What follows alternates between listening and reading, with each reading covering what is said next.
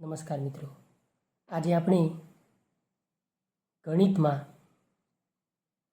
પ્રકરણ 1 સંખ્યા પદ્ધતિ એનો ભાગ 2 લઈને આવ્યા છીએ અને એ ભાગ 2ની અંદર આપણે સંખ્યા પદ્ધતિ ચેપ્ટરમાં આવતા ઉદાહરણો સમજીશું. તો સૌપ્રથમ ઉદાહરણ 1 લઈએ. તો ઉદાહરણ 1 લેતા પહેલાં મિત્રો, આપણે જે ભાગ 1 બનાવ્યો હતો એમાં આપણે સમય સંખ્યાઓની ચર્ચા કરી હતી, પણ એમાં એક ભૂલ થઈ છે મિત્રો કે સમય સંખ્યાઓને આપણે આર વડે દર્શાવી છે. પણ મિત્રો, સમય સંખ્યાઓને આર વડે નહીં પણ આપણે કેપિટલ ક્યુ વડે દર્શાવીએ છીએ.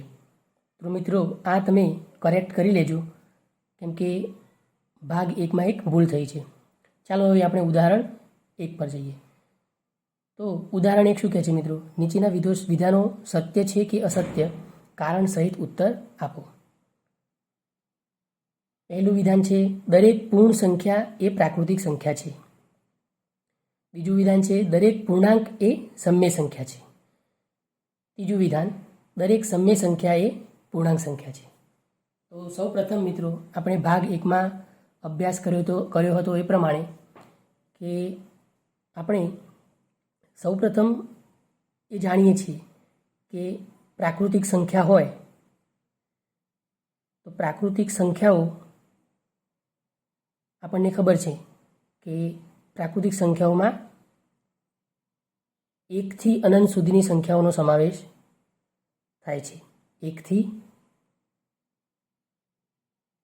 અનંત સુધીની સંખ્યાઓનો સમાવેશ થાય છે.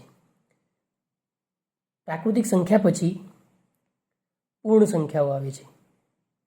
હવે પૂર્ણ સંખ્યાઓ એટલે પૂર્ણ સંખ્યાઓમાં આ બીજું જે વર્તુળ દોરવામાં આવ્યું છે મિત્રો, એ પૂર્ણ સંખ્યા માટે છે. પૂર્ણ સંખ્યા. હવે પૂર્ણ સંખ્યા એમાં માત્ર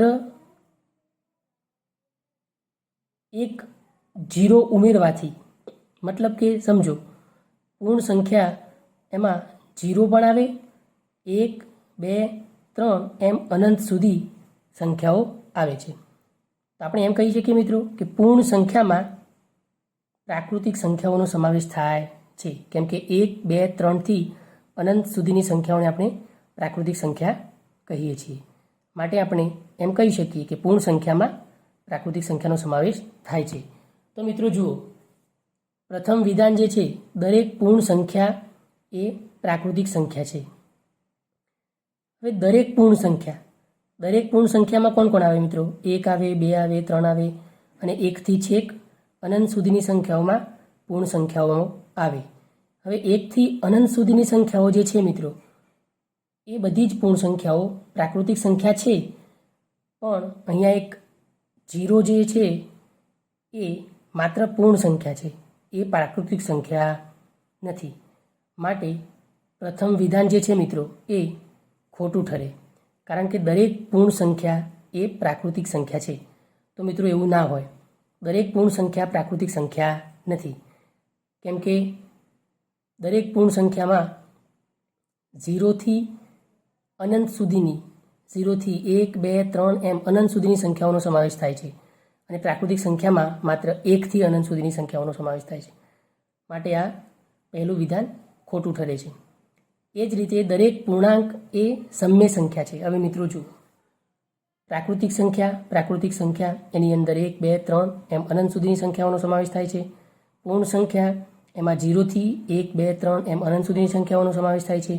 એમ આ ત્રીજું જે વર્તુળ દોરું છું મિત્રો હું, એ પ્રાકૃતિક અથવા પ્રાકૃતિક નહીં પણ પૂર્ણાંક સંખ્યાઓ માટે દોરું છું મિત્રો. તો પૂર્ણાંક સંખ્યાઓમાં આપણે જાણીએ છીએ કે પૂર્ણાંક સંખ્યાઓની અંદર પૂર્ણ સંખ્યાઓ બધી જ આવી જાય, એટલે કે 0 થી 1, 2, 3 એમ અનંત સુધી દરેક પૂર્ણ સંખ્યાનો સમાવેશ પૂર્ણાંક સંખ્યાઓમાં થાય છે. પણ પૂર્ણાંક સંખ્યાઓમાં -1, -2 એમ અનંત સુધી બધી જ માઇનસવાળી સંખ્યાઓ કે જેમને આપણે ઋણ પૂર્ણાંક કહીએ છીએ એ સંખ્યાઓનો પણ સમાવેશ થાય છે. તો અહીંયા જુઓ મિત્રો, દરેક પૂર્ણાંક એ સમય સંખ્યા છે. હવે આ તો પૂર્ણાંકની વાત થઈ. હવે આપણને આ વિધાન જોવાનું છે, એટલા માટે સમય સંખ્યા શું છે એ જોઈ લઈએ. હવે પૂર્ણાંક સંખ્યા, હવે આ જે ચોથું વર્તુળ દોરું છું હું મિત્રો, એ સમય સંખ્યા માટે છે. તો જુઓ મિત્રો, આ સમય સંખ્યા, સમય સંખ્યા.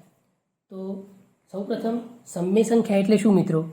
સમય સંખ્યાઓને ક્યુ વડે આપણે રિપ્રેઝેન્ટ કરીએ છીએ અને સમય સંખ્યાઓને આપણે પી બાય ક્યુ વડે રજૂ કરી શકીએ, જ્યાં ક્યુ 0 ના હોય અને જ્યાં પી શું હોય મિત્ર? તો કોઈ પણ પૂર્ણાંક સંખ્યા હોઈ શકે છે અને ક્યુ કોઈ પણ શૂન્યેતર સંખ્યા હોઈ શકે.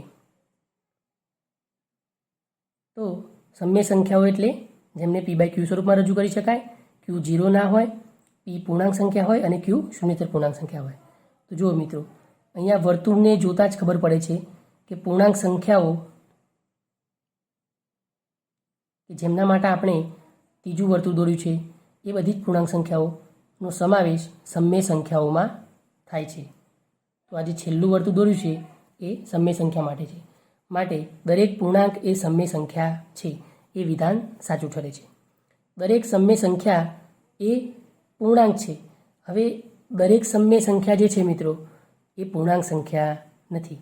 પૂર્ણાંક સંખ્યામાં બધી જ પૂર્ણ સંખ્યાઓનો સમાવેશ થાય છે. બરોબર મિત્રો? તો દરેક સમય સંખ્યા એ પૂર્ણાંક સંખ્યા હોઈ શકે નહીં. કેમ કે ઉદાહરણ તરીકે આપણે લઈએ 3/2. મિત્રો, આ સમય સંખ્યા છે, પણ 3/2 ને આપણે સોલ્વ કરીએ તો 1.5 આવે છે. તો 3/2 ને આપણે સોલ્વ કરીને 1.5 લાવ્યા, તો આ 1.5 એ પૂર્ણાંક સંખ્યા નથી. કેમ કે પૂર્ણાંક સંખ્યામાં માત્ર ને માત્ર પૂર્ણ સંખ્યાઓનો મતલબ પૂર્ણ યાની જે સંખ્યાઓ પોઈન્ટમાં ના હોય એવી જ સંખ્યાઓનો સમાવેશ થાય છે. જેમ કે જુઓ 1, 2, 3 અનંત સુધી, 0, -1, -2 છેક અનંત સુધી.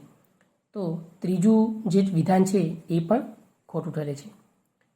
તો મિત્રો, ગયા જે ભાગ હતો એમાં આપણે સમય સંખ્યાઓમાં થોડીક ભૂલ કરી હતી, પણ તમે સુધારી લેજો. સમય સંખ્યાઓને આપણે કેપિટલ ક્યુ વડે દર્શાવીએ છીએ. ધન્યવાદ.